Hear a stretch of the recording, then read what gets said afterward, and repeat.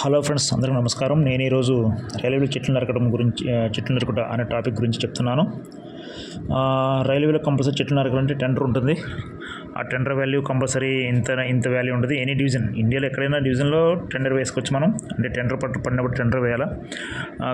Department వచ్చేసి electrical TRT department. Tender reference number compulsory ఇవ్వాలా.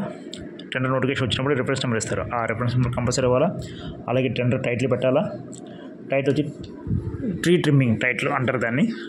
అలాగే లొకేషన్ ఎనీ డివిజన్, ఇండియాలో ఉన్న డివిజన్స్, జోన్లో ఉన్న డివిజన్స్ ఎనీ డివిజన్. అట్లాగే టెండర్ వచ్చేసి ఫీజు వచ్చి 2000 రూపాయలు ఉంటుంది.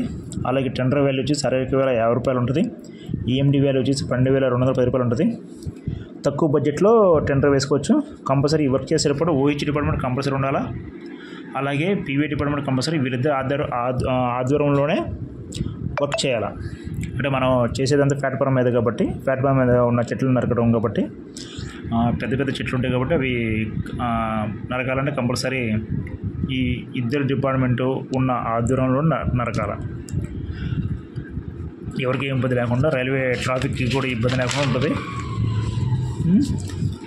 ప్రమాదకరమైన చెట్లు ఉంటాయి కదా, ఆ చెట్లు మొత్తం నరికేస్తారు. అంటే మన ప్లాట్ఫామ్ ఉన్న చెట్లు మొత్తం నరికేస్తారు. సరే గాయ్స్, మీకు నచ్చినట్టుంటే ఒకసారి లైక్ చేసుకోండి, అలాగే సబ్స్క్రైబ్ చేయండి. Okay, bye friends.